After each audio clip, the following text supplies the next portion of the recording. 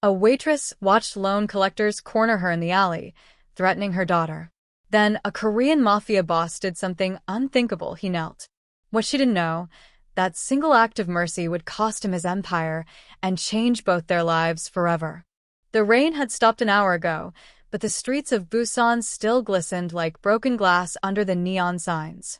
Sarah Collins pushed through the restaurant's back door, her apron already stained with soy sauce and her feet screaming inside worn-out sneakers. She had 3 hours left on her shift, then a 40-minute bus ride to her second job at the convenience store. Sleep was a luxury she'd given up 6 months ago. Table 7 needs water, her manager barked in broken English, not looking up from his phone. Sarah grabbed the pitcher and forced a smile. Table 7 was the quiet one, a man in an expensive black coat sitting across from a boy who looked about 12. The kid was picking at his noodles like they'd personally offended him, while the man stared out the window at the harbor, his face carved from stone. She'd seen men like him before. Back in Boston, her ex-husband had owed money to people who wore suits that cost more than her car. She recognized the stillness in this man's posture, the kind that came from knowing you were the most dangerous person in any room. "More water?" she asked, keeping her voice light. The man glanced up. His eyes were dark, unreadable. "Thank you." His English was perfect, barely touched by an accent. The boy looked at her and managed a small smile. "Your daughter," he said suddenly. "The photo on your phone. She's pretty." Sarah's hand went instinctively to her pocket where her phone case displayed a picture of Haley. "You speak English?" "My father makes me practice," the boy said. I mean yay.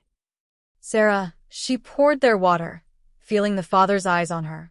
There was something strange in his expression, not threat, but something else. Sadness, maybe. Or recognition. "You work 2 jobs, he said. It wasn't a question. Sarah's smile tightened. 3 if you count being a mom.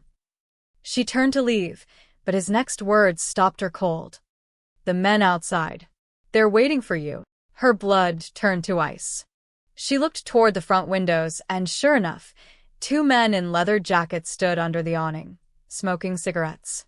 One of them met her gaze and smiled, the kind of smile that made your skin crawl. "How do you?" "Because I know what loan collectors look like," the man said quietly. "And I know they don't come to restaurants unless they're certain you can't run." Sarah's throat tightened. The debt. Her ex-husband's gambling debt that had somehow become hers when he'd fled back to America, leaving her and Haley stranded in South Korea with nothing but his lies and his bills. "I can handle it," she whispered, though her hands were shaking. "Mom." Min-jae looked between them, confused. His father placed a hand on the boy's shoulder, gentle but firm. "Finish your dinner." Sarah retreated to the kitchen, her heart hammering. Through the service window, she watched the 2 men enter the restaurant. They didn't sit down. They walked straight toward the kitchen. "Sarah Collins?" The taller one spoke in English, his accent thick. "You come with us." Now. "We talk about money you owe." "I'm working." "We don't care," the shorter one grabbed her arm. "You come, or we visit your daughter." "Pretty girl. 7 years old, yes?" "At the elementary school on Houndy Street." The world tilted. Sarah tried to pull away, but his grip was iron. "Let her go." The voice came from behind them, calm, quiet, and somehow more terrifying than any shout. The man from Table 7 stood in the kitchen doorway, his son visible behind him, eyes wide with fear and confusion. The loan collectors turned, their faces shifting from aggression to something else. Recognition. Fear. "Mr. Kong," the tall one stammered. "We didn't know this woman. She owes money to—" "I don't care who she owes," the man Kong stepped closer. "How much?" 30 million won. Her husband. "I'll cover it." Sarah's knees nearly buckled. 30 million won was almost $25,000.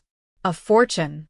The debt that had been crushing her for months, keeping her awake at night, making her skip meals so Haley could eat. "Sir, that's not necessary," the shorter collector said quickly. "We just need her to." "I said I'll cover it." Kong pulled out his phone. typed something, and within seconds, both collectors' phones buzzed. "Check your counts." They did. Their faces went pale. "The debt is paid," Kong said.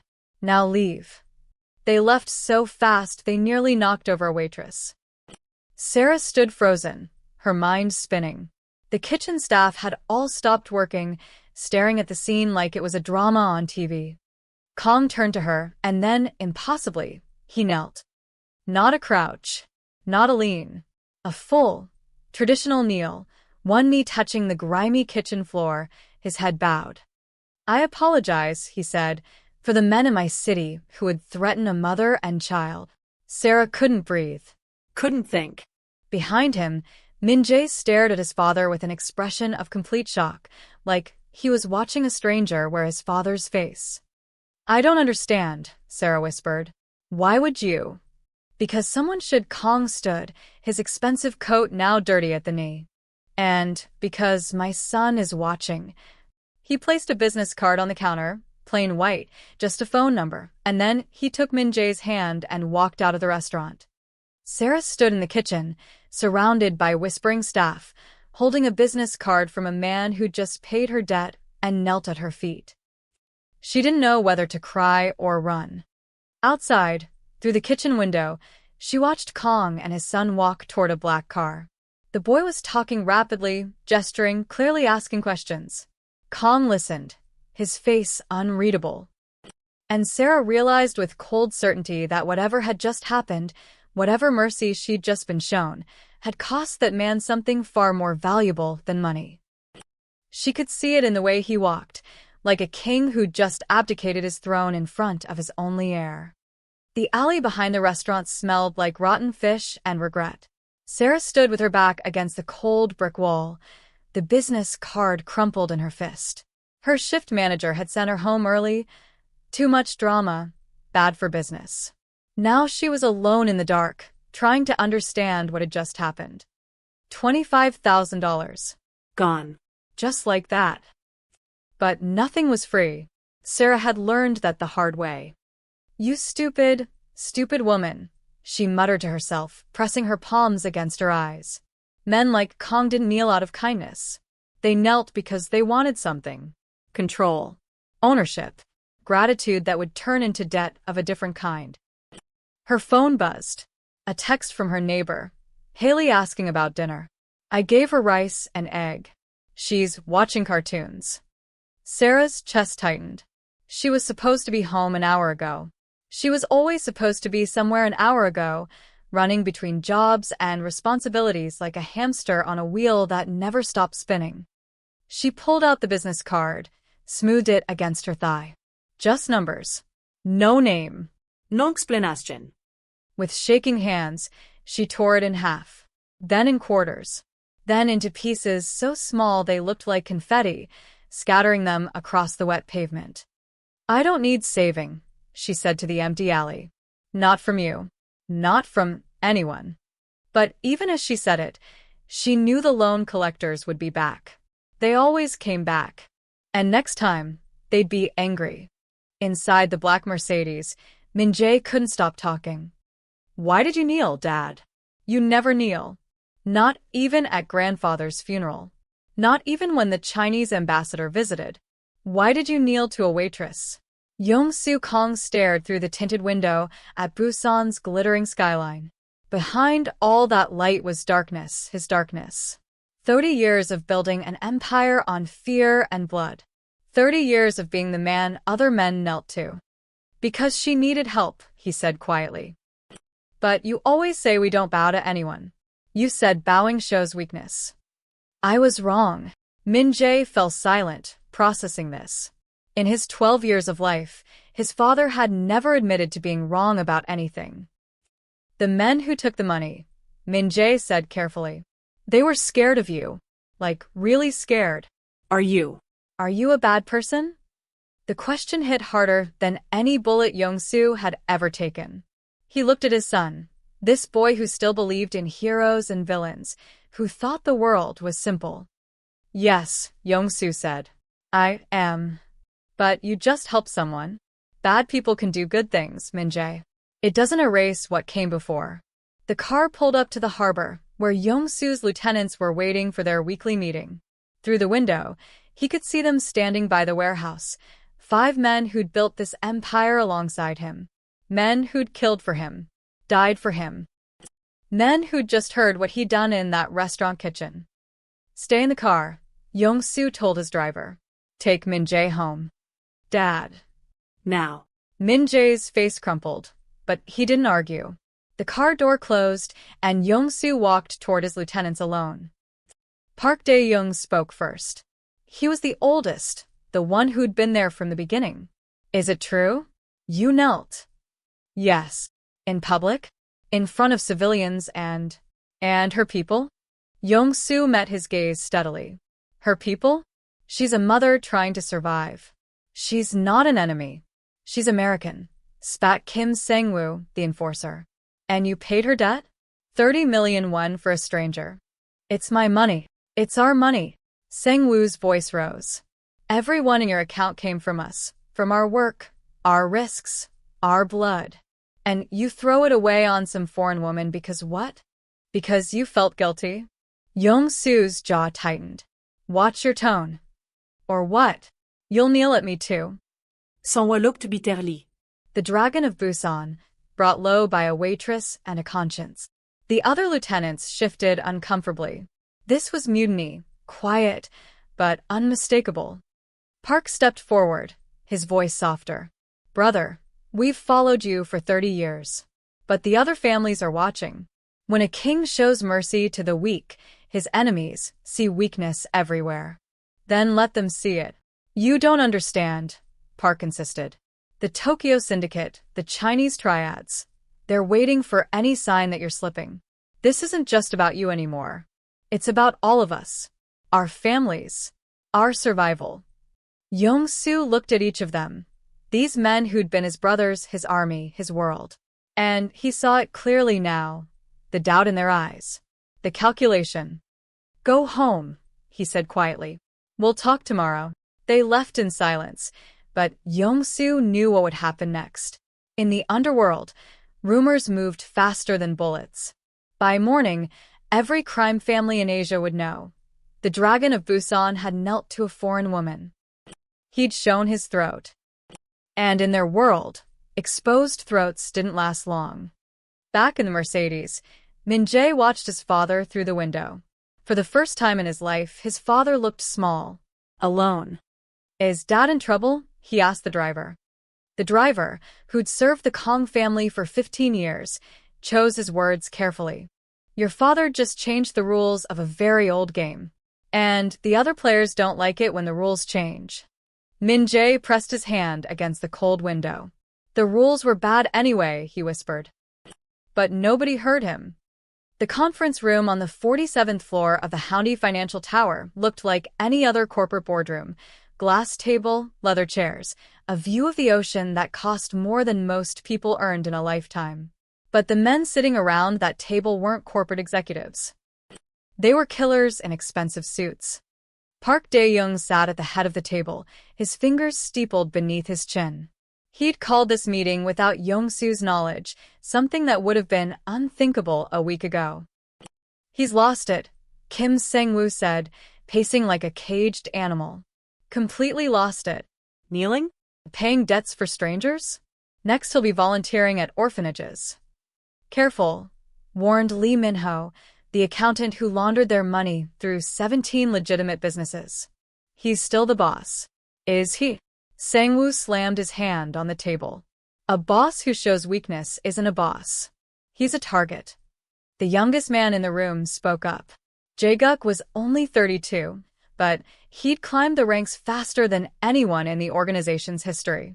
Where others used brute force, Jae-guk used strategy. He was handsome, educated, spoke 4 languages, and had absolutely no conscience. The question isn't whether he's weak, Jae-guk said smoothly. The question is whether we can afford to look weak alongside him. Everyone turned to look at him. Explain, Park said. Jae-guk stood, buttoning his Tom Ford jacket. I received 3 calls this morning. 1 from Tokyo, 1 from Shanghai, 1 from our friends in Manila. They're all asking the same thing. Is the dragon of Busan still breathing fire, or has he become a house cat? They're testing us, Lee muttered. They're circling, Jae-guk corrected. Like sharks smelling blood. The Yamamoto family is already moving product through ports we've controlled for 15 years. The Shanghai Triad is recruiting our street dealers, offering better terms. And yesterday, someone vandalized our casino in Siamayan. Spray-painted a dragon with a collar around its neck. Silence fell over the room. He's making us vulnerable, Jae-guk continued. His crisis of conscience is going to get us all killed, or worse, made irrelevant. In this business, irrelevant is worse than dead. Park's face was stone. What are you suggesting? I'm suggesting we do what we've always done when leadership becomes a liability. Jae-guk met each man's eyes in turn. We adapt. We evolve. We survive. You're talking about a coup, Lee said quietly. I'm talking about preservation. Yong-soo built this empire, and we all respect that. But he's had 30 years on the throne. Maybe it's time for retirement, Jae-guk smiled, and it was the smile of a snake. Forced retirement, if necessary. Someone nodded eagerly. I'm in. The old man's gone soft. Minho? Jae-guk turned to the accountant. Lee Min-ho looked physically ill. He saved my daughter once. From kidnappers. He personally hunted them down. And that loyalty is admirable, Jae-guk said softly. But your daughter needs a father who's alive and protected. If the empire crumbles, we all fall.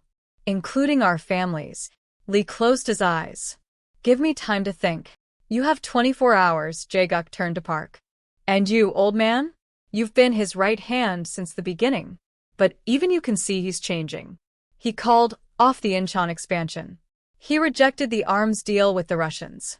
He's dismantling everything we built, piece by piece.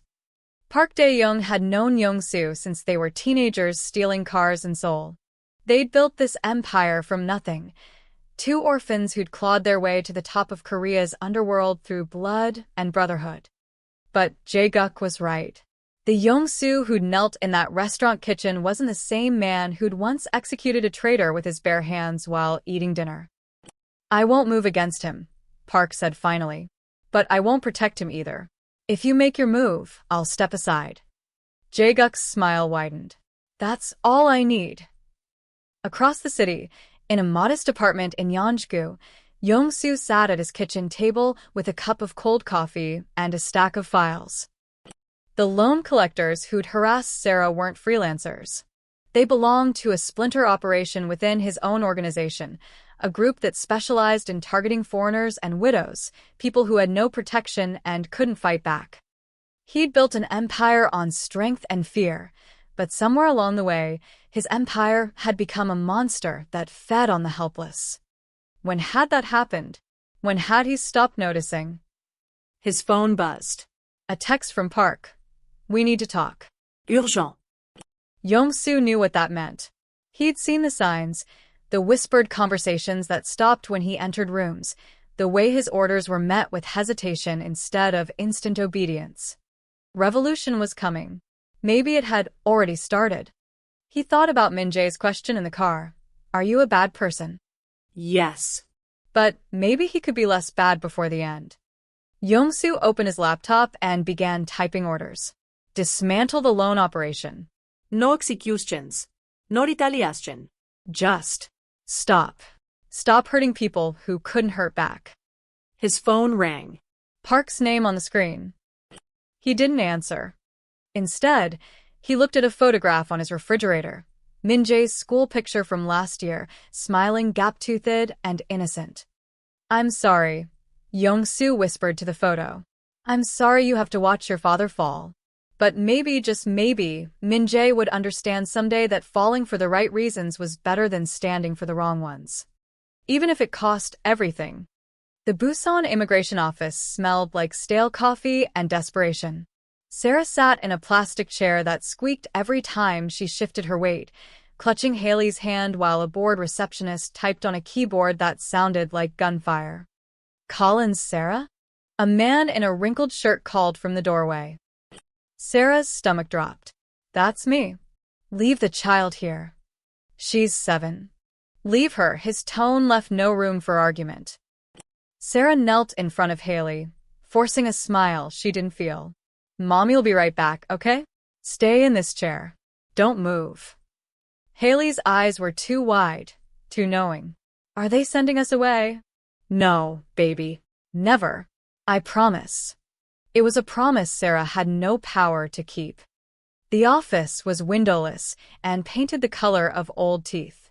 The immigration officer, his nameplate read Detective Han, sat behind a metal desk covered in files.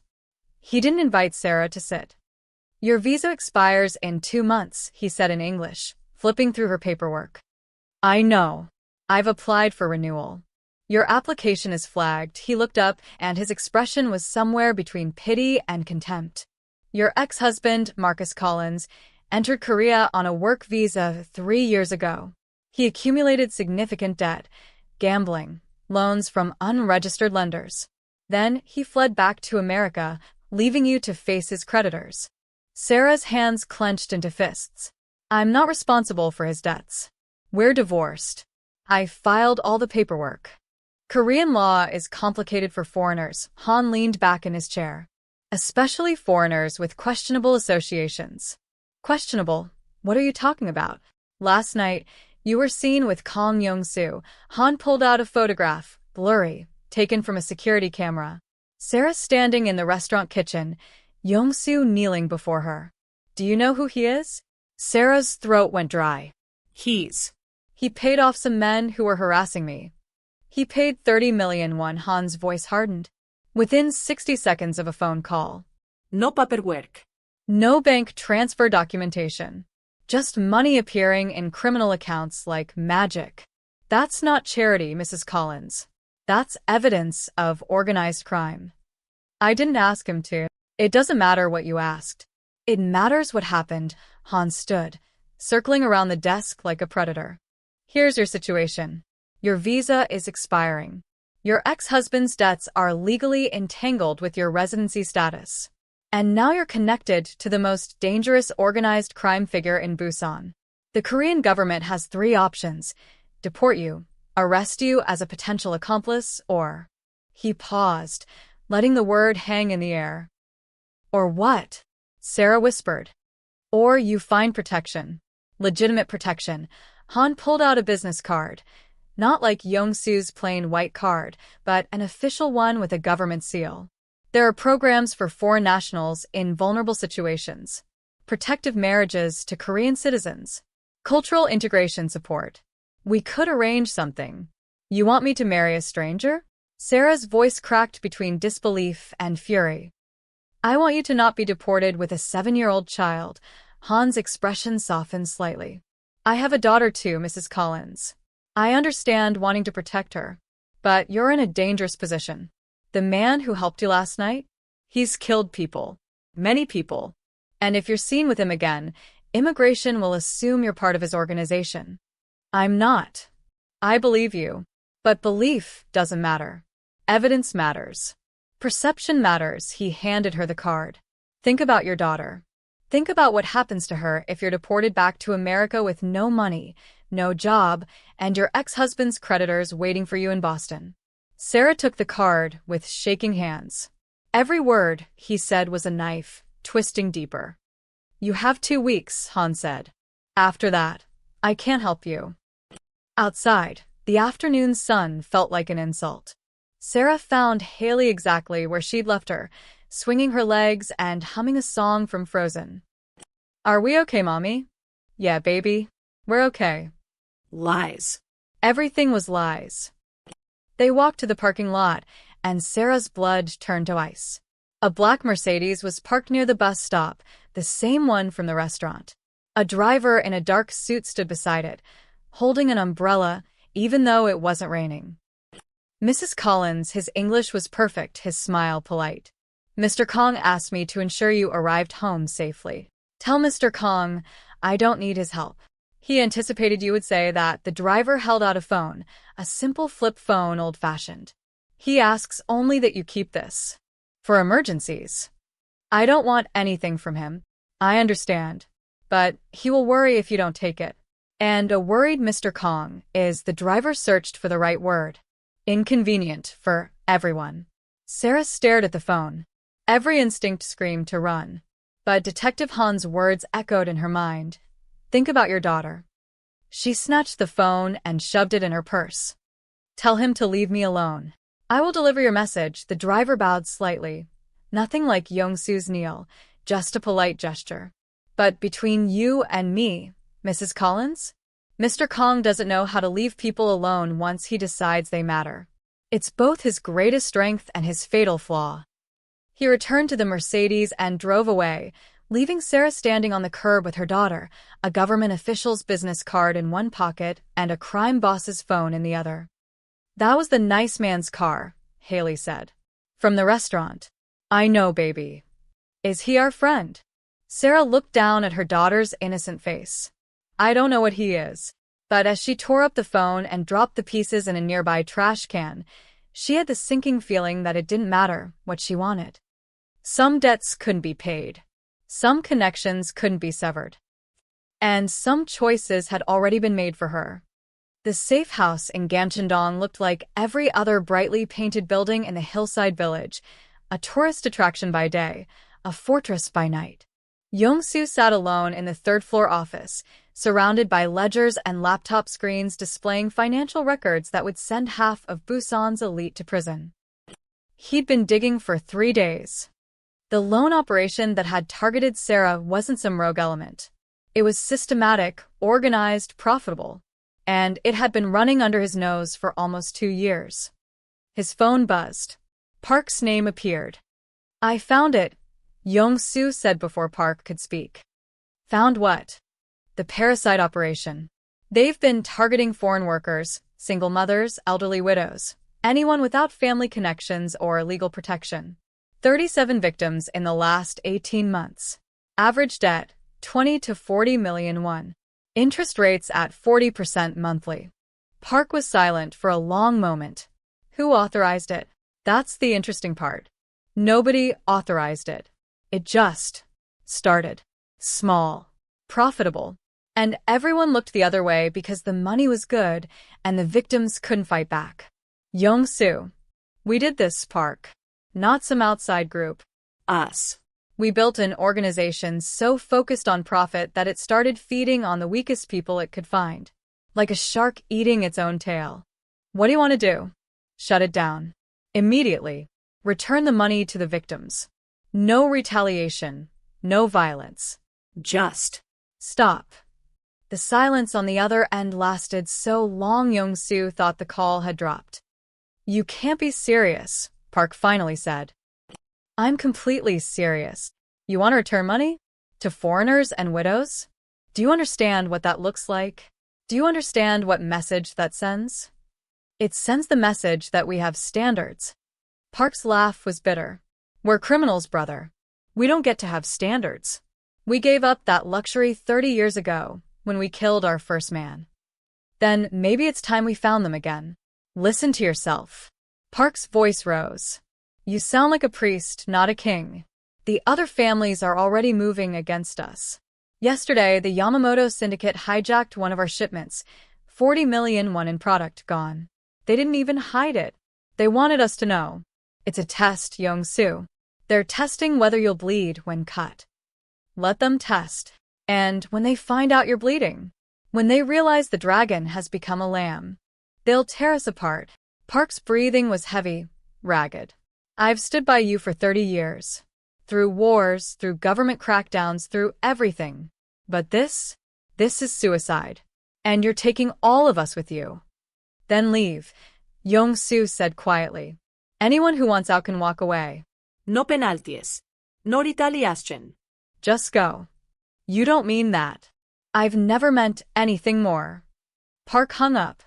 Young-Soo set down his phone and returned to his laptop. He began typing orders.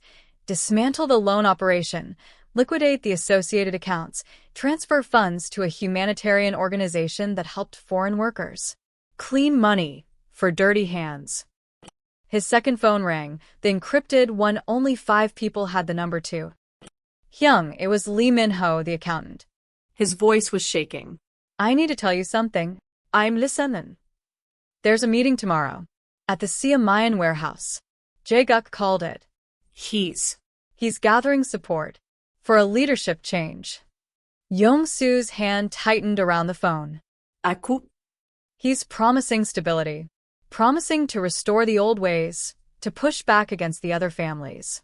He's got Sang-woo completely convinced, and others are listening. Park won't support it, but he won't stop it either. How many? At least 15 of the mid-level enforcers. Maybe more. The younger generation, they don't remember the wars, the building. They just see you as an old man losing his edge. And you? Yong-soo asked. Where do you stand? Lee's voice cracked. You saved my daughter. But Jae-guk is right about one thing. We're vulnerable. And if the empire falls, my family falls with it. I have to think about them first. I understand. I'm sorry, Hyun. I'm so sorry. The line went dead. Yong-soo sat in the darkness, listening to the distant sound of tourists laughing in the village below. People who had no idea that above their heads, an empire was tearing itself apart. He could fight. He could call his loyal enforcers, arm them, turn the Sia Mayan warehouse into a bloodbath. He could execute Jae-guk and everyone who'd stood with him, nail their bodies to the docks as a message to anyone who dared question his authority. He could be the dragon again. But then he thought of Min-jae's face in the car. Are you a bad person? And he thought of Sarah, tearing up his business card in an alley, choosing dignity over safety. And he thought of 37 victims, people with names, families, lives crushed under the weight of an organization that had forgotten how to see them as human. Yong-soo opened a new document and began typing. Not orders this time. A will. Instructions for Min-jae. Passwords to legitimate accounts. Money earned through legal businesses, clean money that his son could inherit without blood on it. He was 53 years old. He'd built an empire. He'd killed men. He'd ruled through fear. And now he was going to lose everything. But maybe losing everything was the price of finally doing something right. His phone buzzed again. A text from an unknown number. The American woman threw away your phone. Thought you should know. Yong-soo smiled sadly. Of course she did. She was braver than all of them. The apartment was too small, too hot, and smelled like the kimchi fermenting in jars on the tiny balcony. Sarah stood at the stove, stirring instant ramen in a dented pot while Haley colored at the table, a table that was really just a foldable camping table from a second-hand shop. This was their life. This was what freedom looked like. Mommy, can I have egg in mine? Haley asked, not looking up from her drawing.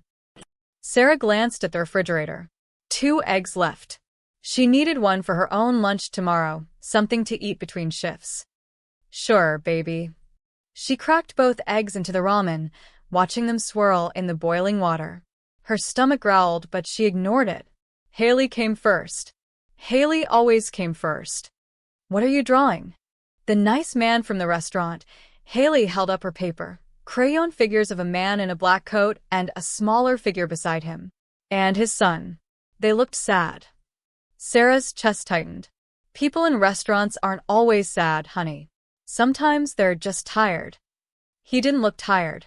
He looked like you when you watch me sleep and think I don't know you're crying. The spoon slipped from Sarah's hand, clattering against the pot. 7 years old. Her daughter was 7 years old and already understood too much about pain. Go wash your hands for dinner, Sarah said, her voice thick. Haley obeyed, leaving Sarah alone in the kitchen with her thoughts and her failures. The ramen bubbled over, hissing against the burner. She turned off the heat and just stood there, staring at nothing. 2 weeks. Detective Han had given her 2 weeks to find protection or face deportation. A arranged marriage to a stranger. That was her option. Trade one prison for another, one desperate situation for a different kind of desperation. Or go back to America, where Marcus's creditors would be waiting. Where she'd have no job, no home, no way to protect Haley from the mess her ex-husband had created. Some choice. Sarah pulled out her phone and opened the camera app. She hit record, propping it against a jar of kimchi. "Hi, Haley," she said to the lens, her voice barely a whisper. "If you're watching this, it means something happened to me. It means I couldn't protect you the way I wanted to." Her throat closed up. She forced herself to continue. "Your daddy. He made mistakes. Bad ones. And I made mistakes too. I trusted him. I followed him to a country where I had no family, no support. I thought love was enough. I was wrong." A tear slid down her cheek. She wiped it away angrily. "But you, baby girl, you're not a mistake. You're the only thing I did right. And if something happens, if they send you back to America or put you in the system, I need you to remember. You are strong. You are brave. You are." "Mommy." Sarah spun around. Haley stood in the doorway, her hands still dripping water, her face crumpling. "Why are you making a goodbye video?" "I'm not." Sarah fumbled to stop the recording. "I was just." "Are you going away?" Haley's voice rose to a panicked pitch. "Are they taking you away like Daddy?" "No, baby, no." Sarah dropped to her knees, pulling Haley into her arms. "I'm not going anywhere. I promise. I'm right here." Haley sobbed into her shoulder, small body shaking. "I heard you on the phone. I heard you say we might have to leave. I don't want to leave. I don't want to go back to America, where the mean people are." Sarah's heart shattered into 1,000 pieces. She tried so hard to shield Haley from everything, the fear, the debt, the danger. But children always knew. They always felt the weight their parents tried to carry alone. "Listen to me," Sarah said, pulling back to look at her daughter's tear-stained face. "I will figure this out. I don't know how yet, but I will. Because you're my whole world, and I won't let anything happen to you. Promise. Promise." They ate their ramen in silence, Haley occasionally sniffling, Sarah's mind racing through impossible scenarios. After dinner, she tucked Haley into their shared bed, too small for both of them, but it was all they could afford. "The nice man," Haley said sleepily. "He could help us. We don't need his help. But he was nice. He looked at you the way Prince Eric looks at Ariel. Like you were important." Sarah's breath caught. "That's just a movie, baby. Real life doesn't work that way." "Why not?" "Because nice men don't kneel for strangers. Because help always has a price. Because the world is cruel and unfair, and—" "Because it doesn't," Sarah whispered. But after Haley fell asleep, Sarah found herself digging through the trash bag she'd thrown out yesterday. At the bottom, beneath coffee grounds and banana peels, she found the pieces of the flip phone. She laid them out on the counter like a puzzle. The phone was destroyed. She'd made sure of that. But the SIM card might still work. Sarah sat in the dark kitchen, holding that tiny piece of plastic, and hated herself for even considering it. She thought about Detective Hahn's card, about a marriage to a stranger. She thought about going back to Boston, where Marcus's debts would become Haley's nightmare. She thought about Yong-soo kneeling on a dirty kitchen floor, his expensive coat covered in grime, his face filled with something she didn't understand. Because my son is watching. What was he watching now? What would Haley watch her mother become? Sarah set down the SIM card and walked to the window. Busan glittered below, beautiful and indifferent. Somewhere in that city was a man who'd paid her debt with blood money. A man who'd bowed to her like she mattered. A dangerous man. Maybe the most dangerous man in Korea. And she had 2 weeks to decide if desperate mothers could afford to care about danger. The Busan aquarium was nearly empty on a Wednesday afternoon. Min-jae pressed his hand against the glass of the whale shark tank, watching the massive creature glide past like a living submarine. His father stood beside him, hands in his pockets, looking more tired than Min-jae had ever seen him. They hadn't spoken about the restaurant. Not really. Not the way Min-jae wanted to. Dad. Why did you really kneel? Yong-soo was quiet for a long moment, watching jellyfish pulse through artificial currents. Because I wanted you to see something different. Different from what? From what I've shown you for 12 years, Yong-soo knelt. Not the formal kneel from the restaurant, just crouching, so he was eye level with his son. Min-jae, do you know what I do for work? Really no. Min-jae's stomach twisted. He'd always known in the way children know things they're not supposed to talk about. The late-night phone calls. The men who visited and spoke in low voices. The way teachers treated him with extra care, extra fear. You're important, Min-jae said carefully. People respect you. People fear me. There's a difference. A school group walked past, children laughing and pointing at the fish. They looked so normal, so free. Min-jae wondered if any of them had fathers who made people disappear. The woman at the restaurant, Min-jae said. Sarah. She wasn't afraid of you. No. She wasn't. Is that why you helped her? Yong-soo stood, his knees cracking. I helped her because she reminded me that there are still people in this world who fight without weapons, who protect their children without building empires of fear. He paused. She reminded me of your mother. Min-jae's breath caught. His mother had died when he was 3, cancer, fast and merciless. He barely remembered her, just fragments, a soft voice, the smell of jasmine, hands that were always gentle.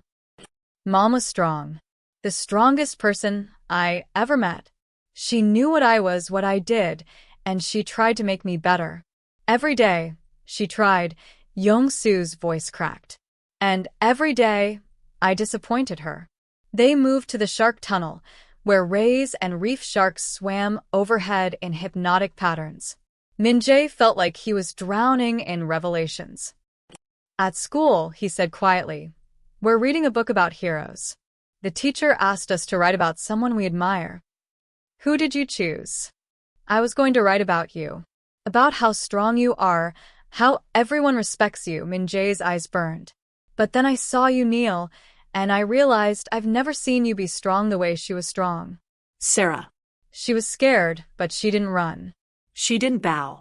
She just stood there and survived. Yong-soo closed his eyes. So, who did you write about? Her. I wrote about her. Min-jae's voice dropped to a whisper. The teacher thought I made her up. She said real people don't act that way. A shark glided overhead, all teeth and ancient grace. What do you want to be when you grow up? Yong-soo asked suddenly. Min-jae had been asked this question 100 times by relatives, teachers, family friends. He'd always given the same answer, like my father. But standing in the blue-green light of the aquarium, watching his father's reflection in the glass, a man who looked like he was drowning on dry land, Min-jae found different words. I want to be someone who doesn't have to kneel to prove they're good. Yong-soo flinched like he'd been shot. I want to be strong like you, Min-jae continued, but kind like Mom, and brave like Sarah. He turned to face his father directly. Is that possible? Can someone be all those things? I don't know, Yong-soo said honestly. But I hope so. God, I hope so. They sat on a bench near the penguin exhibit, watching the birds waddle and dive. Min-jae leaned against his father's shoulder, something he hadn't done in years, not since he decided he was too old for such things. The men who work for you, Min-jae said. Are they mad about the restaurant? Yes. Are you in danger? Yes. Because you were kind. Because I was weak. Yong-soo wrapped his arm around his son. In their world, kindness and weakness are the same thing. That's a stupid world. Despite everything, Yong-soo laughed. Yes. Yes, it is. So leave it. Just leave. We could go somewhere else. Change our names. You could get a normal job. We could be normal. It's not that simple. Why not? You're always telling me that powerful people make their own choices. I made my choices 30 years ago, Min-jae. And choices have consequences that follow you forever. Then make new choices. Min-jae pulled away, frustrated. You knelt in front of everyone. You changed. Why can't you keep changing? Yong-soo looked at his son, this boy who still believed the world could be fair, who thought love and courage were enough to rewrite the past. I'm trying, he whispered. That's why I'm in trouble. Because I'm trying. That evening, Yong-soo returned to his office and made a phone call he'd been avoiding for weeks. His lawyer, the legitimate one, not the criminal one. I need you to liquidate the overseas accounts. The clean ones. Put everything in Min-jae's name, with a trust that activates when he turns 18-inch. Sir, that's almost everything you own outside the organization. I know. May I ask why? Yong-soo looked at Min-jae's school essay, framed on his desk. Strength is kneeling. Because my son is watching, he said. And for once in my life, I want him to see me do something right. After the call ended, Yong-soo canceled the Russian arms deal with a single email. $40 million in profit gone. Then he began the process of liquidating the illegal operations one by one. He was dismantling his own empire. And everyone was watching. The warehouse in Sisanggu hadn't been used for legitimate business in 20 years. Now it served as a meeting place for people who preferred shadows to sunlight. Jae-guk arrived at midnight, driving a silver Porsche that cost more than most people's houses. The men waiting for him weren't Korean. 3 Japanese, impeccably dressed, stood near a shipping container. The eldest, Yamamoto Kenji, smiled as Jae-guk approached, but it was the smile of a crocodile sizing up prey. Mr. Choi, Yamamoto said in perfect Korean. Thank you for accepting our invitation. Your invitation was hard to refuse, Jae-guk bowed, perfectly calibrated, respectful, but not subservient. When the Yamamoto family calls, wise men listen. Wisdom. Yes. That's what we want to discuss. Yamamoto gestured to the container. Inside, illuminated by a single hanging bulb, was a table with a bottle of Japanese whiskey. Your boss, Kang Yong-soo. He's lost his wisdom, hasn't he? Jae-guk poured 2 glasses, his movements careful. I wouldn't say lost. Misplaced, perhaps. He knelt to a foreign woman. Paid her debts. Cancelled profitable operations. Yamamoto accepted his glass. In Tokyo, we have a saying, a sword that will not cut should be melted down. Poetic. Practical. Yamamoto's smile vanished. For 30 years, Kang has controlled Busan's ports. Our shipments pass through his territory for a fee. But lately, his attention has wandered. Shipments are delayed. Payments questioned. And now he's making moral decisions. Morality is bad for business, Jae-guk agreed. We've been patient. But patience has limits, Yamamoto leaned forward. We need to know, when the dragon falls, who will rule Busan. Jae-guk met his gaze steadily. Someone who understands that business is business. Someone who knows that power means making hard choices, not kneeling to waitresses. Someone like you? Someone exactly like me. Yamamoto studied him for a long moment, then nodded slowly. If we support your transition of power, what do we receive? The same arrangement as before, but with better terms. Faster processing, fewer questions, and access to the northern routes that Kang has been protecting for his Chinese contacts. The Chinese won't like that. The Chinese are 3,000 miles away. You're right here, Jae-guk raised his glass. The future belongs to those who act, not those who hesitate. They drank. There's one complication, Yamamoto said. The American woman. Kang's project. We hear she's become important to him. She's nobody. A waitress with a child. If she's nobody, why did he kneel? Why did he pay her debt? Yamamoto's eyes glittered.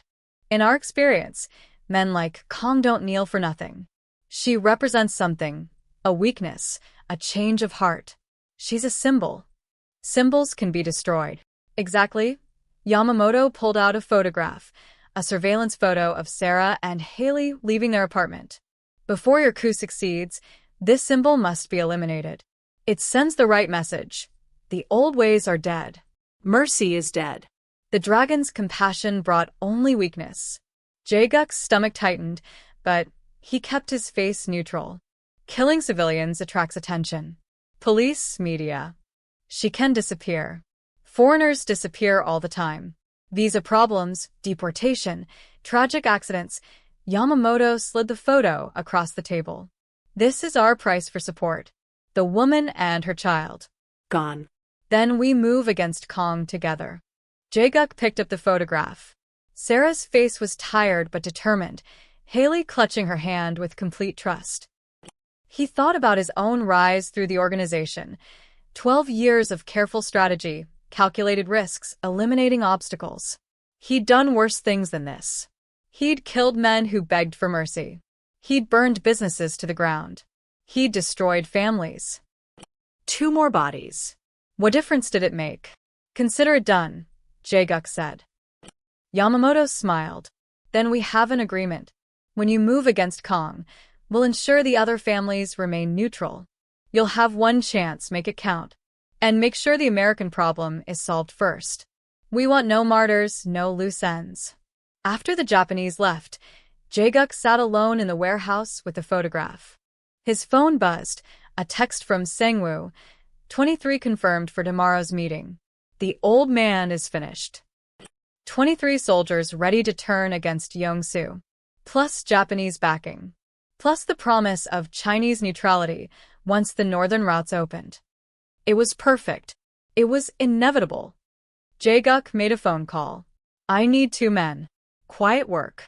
American woman and child in Yeonju. Make it look like an accident, gas leak, fire, something natural. No violence, no traces. Can you do it? When? The voice on the other end was flat, professional. Tomorrow night. Before the meeting. Price. 10 million won. Each. Done. Jae-guk hung up and poured himself another glass of whiskey. His hand was steady. His conscience was silent. This was the cost of power, the price of ruling an empire built on blood. But as he stared at Sarah's photograph, he found himself wondering, when had he become the kind of man who killed mothers and children? When had the line between necessary and monstrous blurred so completely?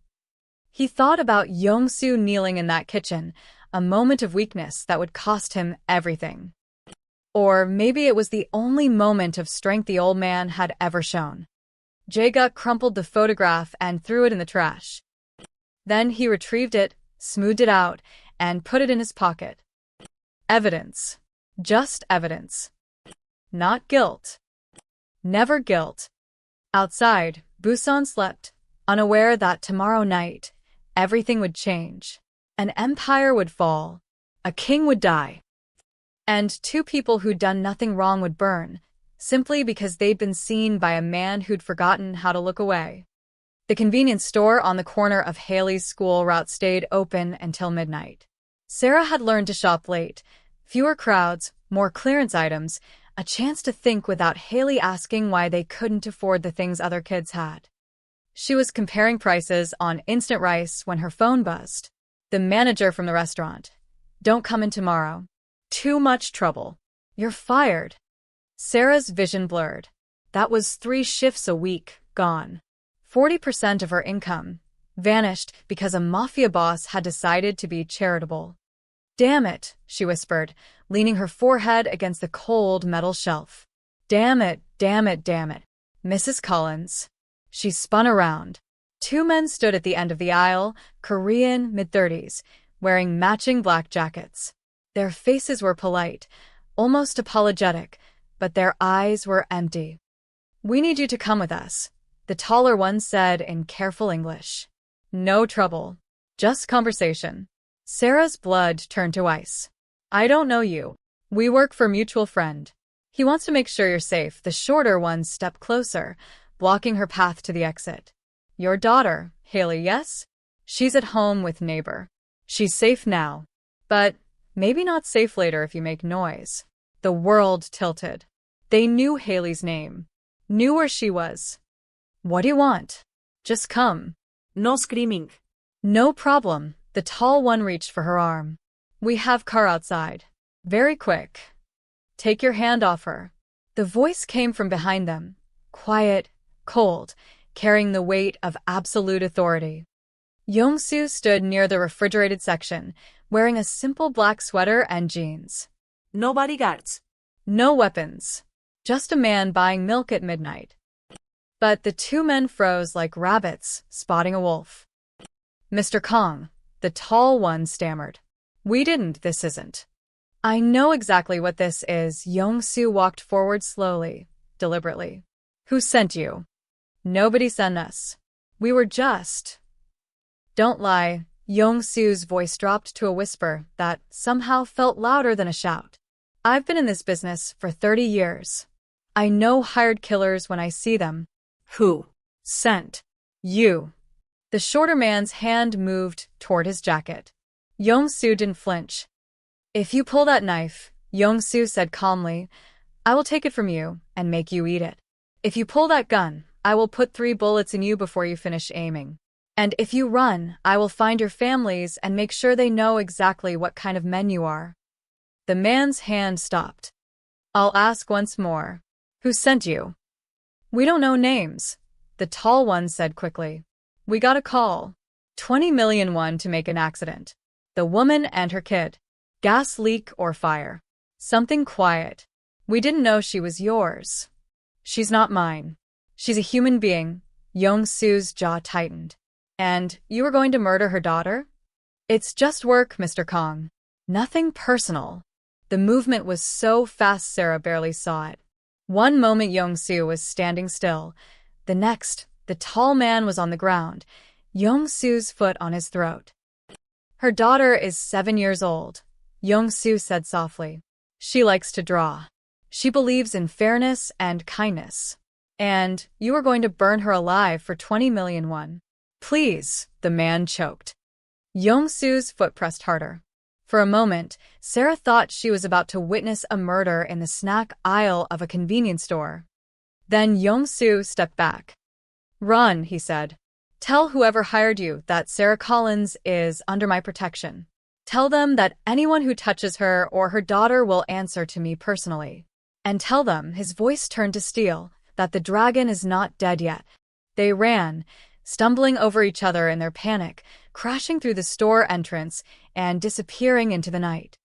The store clerk hadn't even looked up from his phone. Sarah's legs gave out. She slid down to the floor, her back against the shelf, her whole body shaking. Young-soo knelt beside her. Not the formal kneel from the restaurant, just crouching, giving her space. How did you know? She whispered. I've had people watching your building since the restaurant. Not to intrude, just to make sure you were safe. Safe? You think I'm safe? They knew where Haley was. They knew her name. They were going to, Sarah's voice broke. They were going to kill my baby. I know. Because of you. Because you paid my debt, because you made me visible to your world. You're right. Young-soo's face was grave. This is my fault. My decision put you in danger. And I'm sorry. Sarah laughed, a desperate, broken sound. You're sorry? You're sorry? 2 men just tried to kidnap me. Maybe kill me. Definitely kill my daughter. And you think sorry fixes that? No. Nothing fixes it. Young-soo stood, offering his hand. Sarah stared at it like it was a snake. But I can keep you safe. I can make sure this never happens again. How? By having me followed forever? By making me a prisoner in your protection? By ending this. Young-soo's eyes were full of something Sarah had never seen before. Resignation. The men who sent those killers want me gone. They're staging a coup. Tomorrow night, everything changes. And when it's over, you'll be free. I promise. Sarah finally took his hand, letting him pull her to her feet. You used to be the man who sent them, she said, remembering his words from their first meeting. What changed? Young-soo looked at her for a long moment. I watched my son lose respect for me. I watched an empire I built turn into a monster that eats the innocent. And I watched you, a woman with nothing, stand tall when I've spent 30 years watching powerful men bow. That's not an answer. Yes, it is. He picked up her dropped shopping basket, handed it to her. Let me drive you home. Please. Your daughter needs to see you tonight. Sarah wanted to refuse, wanted to run. But Haley's face filled her mind, those innocent eyes, that trust that mommy would always keep her safe. Okay, she whispered. But after tonight, I never want to see you again. Young-soo nodded. After tonight, you won't have to. The syndicate headquarters looked like a legitimate office building, glass and steel reflecting the morning sun, security guards in crisp uniforms, marble floors that echoed with expensive footsteps. Only those who knew which elevator to take, which floor to avoid, understood what really happened in the subterranean levels. Yongsu arrived at 9 a.m. sharp. He'd sent Min-jae away the night before, to his sister's house in Seoul, with 2 bodyguards he still trusted and instructions not to return until called. His son had cried. 12 years old, and he'd cried like a child because he knew what goodbye looked like. The conference room was full.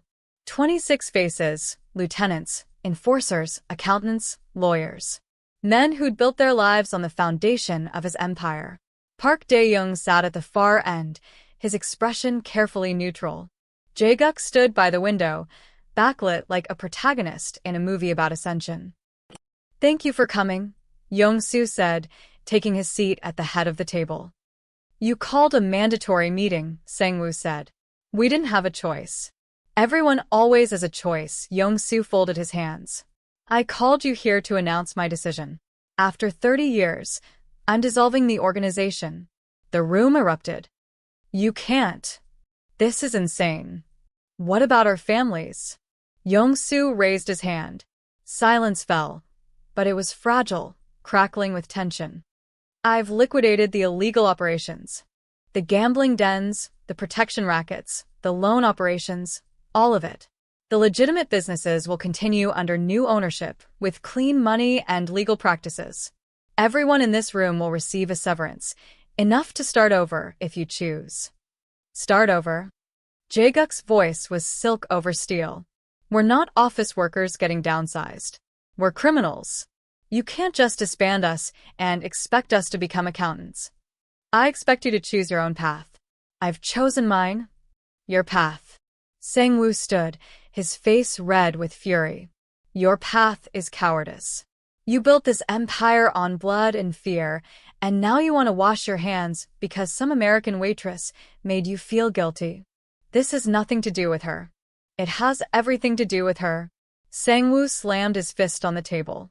"You knelt to a foreigner. You showed weakness. And now every family from Tokyo to Shanghai thinks we're finished.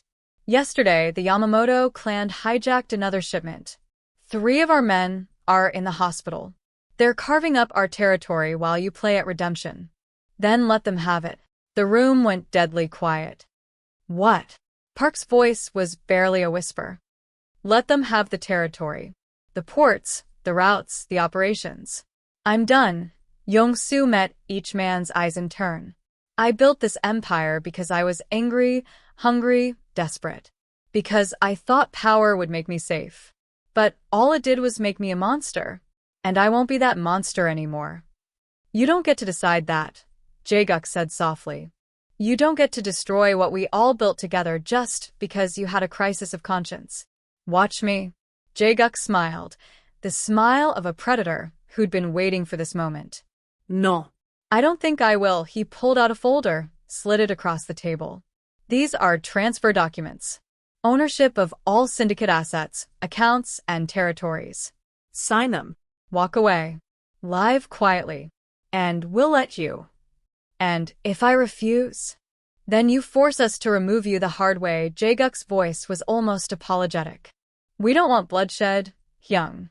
We don't want war. But we won't let you destroy everything we've worked for. Sign the papers. Retire.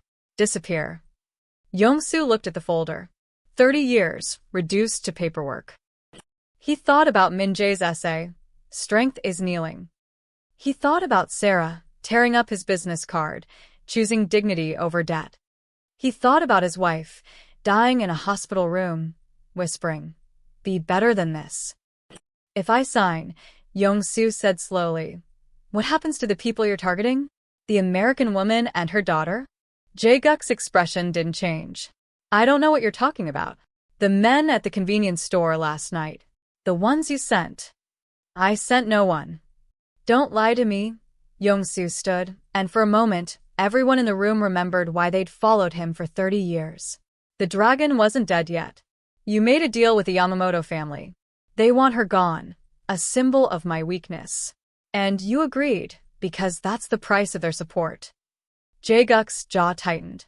If such an arrangement existed, hypothetically, it would be necessary for stability.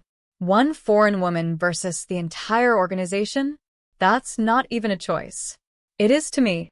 Then you're not fit to lead. Jae-guk gestured to the room. Look around. Every man here has a family, children, futures. You'd sacrifice all of them for a stranger? I'd sacrifice myself for a stranger. That's the difference between us. Park finally spoke, his voice heavy with sadness. Yong-soo, old friend. Sign the papers. Walk away. Take your son and live. Don't make us choose between loyalty and survival. You already chose. Yong-soo picked up the pen. You all chose the moment you called this meeting. He signed the documents, slowly, deliberately. Each signature felt like a small death. The syndicate is yours, he said, pushing the papers back to Jae-guk. The accounts, the territories, the power. All of it. I have one condition. You're not in a position to make conditions, Sang-woo sneered. Sarah Collins and her daughter are under my personal protection. Anyone who touches them answers to me. Not the organization, me. Personally. Jae-guk gathered the papers. You just gave up all your power. What makes you think your protection means anything? Because I have nothing left to lose. Yong-soo's smile was cold. Which makes me far more dangerous than when I had everything. He walked to the door, then paused. One more thing. The money in the offshore accounts, the clean money. That's mine. Not the organization's. If anyone tries to touch it, I'll spend every dollar hunting you down. Threats from a retired king, Jae-guk said. How dignified. Not a threat. A promise.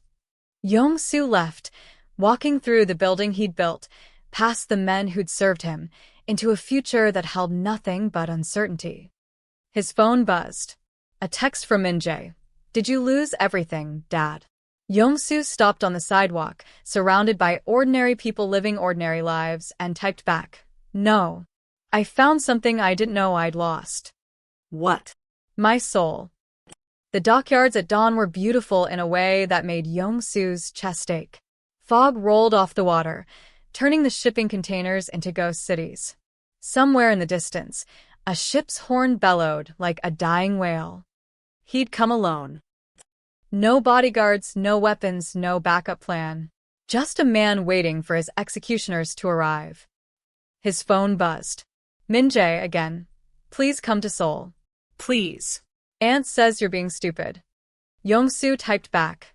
Not stupid. Necessary. I love you. Remember that. He turned off his phone before his son could respond. Footsteps echoed across the concrete. Multiple sets, moving in formation. Jae-guk emerged from the fog with 15 men, all armed. They fanned out in a semicircle, cutting off any escape route. You came, Jae-guk said, sounding genuinely surprised. I said I would. I expected a trap. Snipers on the containers, hidden reinforcements, something. No trap, Yong-soo spread his arms. Just me. Jae-guk studied him warily. Why? Why make this easy? Because I'm tired, Jae-guk. Tired of fighting. Tired of blood. Tired of building empires on other people's suffering. Yong-soo's voice was calm, almost peaceful. You want me gone? Fine. I'm gone. But first, I need your word. My word means nothing to you. It means everything. Because despite everything, I believe you're a man of honor. Twisted honor, criminal honor, but honor nonetheless. Yong-soo stepped closer. The American woman and her child. Leave them alone. We've had this conversation. And now we're having it again. The Yamamoto family wants them dead to prove the old regime is finished. But they don't need to die, Jae-guk. Their deaths accomplish nothing except proving you're as monstrous as they think we all are. Their leverage against you. I'm giving you everything. The organization, the accounts, the territories. What more leverage do you need? Let them live. Let them go back to their small apartment and their small life and never think about us again. Jae-guk's expression flickered, something that might have been conscience, buried deep under years of violence. The Japanese want proof. A message. Then give them a different message. Tell them the dragon is dead, which is true, and that the new king is strong enough to make his own decisions. Yong-soo's voice hardened. Or tell them you're just another puppet, dancing on strings pulled from Tokyo. Jae-guk's eyes narrowed. You're manipulating me. I'm asking you to be better than I was. To build an empire that doesn't devour children. Yong-soo pulled out an envelope, tossed it at Jae-guk's feet. Those are the offshore account passwords. $60 million clean money. Enough to buy out the Japanese. Enough to tell them to go to hell. Enough to start your reign without being anyone's servant. Sang-woo lunged forward. That's our money. It's his now. Yong-soo looked only at Jae-guk. Take it. Build something better than what I built. And leave the innocent alone. Jae-guk picked up the envelope, his hand shaking slightly. And you? What happens to you? Exile. I'll take Min-jae to Jeju Island. Maybe Japan. Somewhere quiet. I'll disappear, and you'll never hear from me again. Yong-soo's voice softened. I'm not asking for mercy for myself. I don't deserve it. I'm asking for mercy for two people who never asked to be part of our world. The fog swirled between them, thick and ghostly. The old guard won't accept this, Jae-guk said finally. Half the lieutenants still loyal to you. They'll call me weak for letting you walk away. Then prove your strength some other way. Win them through results, not theatrics. Yong-soo smiled sadly. You're smart enough, Jae-guk. Smarter than I ever was. You don't need to kill me to be king. You just need to be better than me. For a long moment, nobody moved. The 15 armed men waited for orders. Jae-guk stared at the envelope like it might explode. Go, he said finally. What? Sonwa word. You're letting him. I said go. Jae-guk's voice cracked like a whip. Take your son. Leave Korea.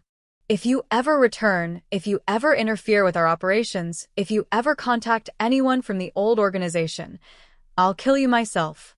But until then, he opened the envelope, saw the account numbers. Until then, you're already dead. The dragon of Busan died this morning. There's just Kong Yong-soo now. An ordinary man with an ordinary life. Yong-soo bowed, deep, formal, sincere. Thank you. Don't thank me. I'm not doing this for you. Jae-guk turned away. The American woman gets a new identity, a visa that won't expire, enough money to start over somewhere safe. Consider it a severance package. But she leaves Busan within a week. I won't have loose ends. She'll leave. Then we're done here. Jae-guk walked back into the fog, his men following. Only Sang-woo lingered, his face twisted with hatred. This isn't over, he spat. Yes, Yong-soo said quietly. It is. He walked away from the docks, from the empire, from 30 years of blood and fear. His phone buzzed, Min-jae calling again. This time, Yong-soo answered. Dad? Dad, are you okay? I'm okay, son. I'm coming to Seoul. Pack our things. We're leaving Korea. Forever? Forever. But what about? Min-jae's voice broke. What about your work? Your friends? Everything. I traded everything for something more valuable. Yong-soo looked back at the docks one last time. I traded it for the chance to be your father. Really be your father. Not a monster you're ashamed of. Min-jae was crying. I was never ashamed of you. You should have been. But maybe now you won't have to be. The sun broke through the fog, painting the water gold. Somewhere in Busan, Sarah was waking up, making breakfast for Haley, not knowing yet that her nightmare was over. And Yong-soo, no longer the dragon, no longer a king, just a man, walked toward a future that held nothing but uncertainty and everything that mattered. 3 weeks later, the cafe where Sarah worked was nothing special, just a small place near Houndy Beach that served overpriced lattes to tourists. But it was legal employment with a contract with benefits, and nobody threatened her there. She was wiping down tables when the envelope arrived by courier. Her name written in careful English, no return address. Inside, a new visa, valid for 5 years. Legal documentation showing her ex-husband's debts had been cleared through bankruptcy proceedings in the United States. A bank statement for an account in her name with enough money to cover a year's rent and Haley's school tuition. And a single note, handwritten, "You were right. You didn't need saving. But everyone deserves a chance to breathe. A friend you'll never see again." Sarah's hands trembled. She looked around the cafe. Tourists laughing, couples holding hands, ordinary people living ordinary lives. She could breathe now. Finally. That evening, she took Haley to the beach. They built sandcastles while the sun set, painting the sky in shades of gold and crimson. "Mommy, you're smiling," Haley said, studying her face. "You look different." "Different how?" "Like you're not scared anymore." Sarah pulled her daughter close. "I'm still scared, baby, but not as much." "What happened to the nice man? The one who helped us?" Sarah thought about the note, the envelope, the careful way her life had been quietly repaired by invisible hands. "He went away. To be with his son." "Is he happy?" "I hope so." Sarah kissed the top of Haley's head. "I really hope so." 600 miles away. International school, Seoul. Min-jae sat at a desk that wasn't his, in a school where nobody knew his name, writing an essay for English class. The assignment: describe a moment that changed your life. He wrote about a restaurant, a waitress, and the first time he saw his father kneel. "My father was the most powerful man I knew," he wrote. "Everyone feared him. Everyone obeyed him. But he wasn't happy, and I didn't understand why until I watched him bow to a stranger who needed help." Strength isn't making people afraid. Strength is choosing to be kind when kindness costs you everything. "My father lost his empire because he helped someone. People say he was weak. But I think he was strong for the first time in his life. He taught me that you can't change the past, but you can choose who you become. And becoming someone good is harder than becoming someone powerful. I'm proud of my father, not for what he built, but for what he let go." He signed it, Min-jae Kong, and added a title: "Strength is Kneeling." His teacher would call it melodramatic. His classmates wouldn't understand. But somewhere his father would. Jeju Island, 3 months later. The house was small, 2 bedrooms, a garden where nothing grew yet, a view of the ocean that cost less than a month's protection money used to bring in. Yong-soo sat on the porch, drinking tea and watching fishing boats drift across the horizon. His phone almost never rang anymore. When it did, it was only Min-jae calling from Seoul, where he attended school under a new name, building a new life. "Dad, I got my essay back. And she gave me an A, said it was the most honest thing she'd read all year." Yong-soo's throat tightened. "I'm proud of you." She asked if it was a true story. "What did you tell her?" "I said yes. But I didn't say it was about you." Min-jae paused. "Was that okay?" "That was perfect." They talked about school, about Min-jae's new friends who didn't know his father had once ruled Busan's underworld. They talked about next semester, about college applications years in the future, about normal things that normal fathers discussed with normal sons. When they hung up, Yong-soo sat in the silence and realized something profound. He wasn't lonely. He wasn't afraid. He wasn't powerful. He was free. His laptop sat on the table. He'd been taking online courses in horticulture, learning to grow things instead of destroy them. The garden was still mostly dirt, but small green shoots were beginning to appear. Nothing miraculous. Nothing dramatic. Just growth. He thought about Sarah occasionally, wondered if she'd stayed in Busan or moved somewhere safer. Wondered if Haley still drew pictures of sad men in restaurants. Wondered if they remembered him at all. Probably not. People forgot quickly. That was Mercy too. The sun set over Jeju Island, turning the water into liquid gold. Yong-soo closed his eyes and remembered his wife's voice from 15 years ago. Be better than this. He'd failed her for so long. But maybe, in these final chapters, he was finally becoming the man she believed he could be. Not a king. Not a dragon. Not a monster. Just a father. Just a man. Just someone who'd learned, too late, at too high a cost, that kneeling was stronger than standing tall over broken people. His phone buzzed one last time. A news article, forwarded by an old contact who'd promised silence but couldn't resist this. Busan crime syndicate leader arrested in international sting operation. Jae-guk Choi and 15 others face charges. Yong-soo read it twice, then deleted it. That world wasn't his anymore. Those consequences weren't his to bear. He'd paid his price. He'd made his choice. And in a small apartment in Busan, a single mother tucked her daughter into bed, turned off the lights, and slept peacefully for the first time in years. Neither of them knew the other's name anymore. Neither needed to. Some debts were paid in silence. Some mercy needed no witness.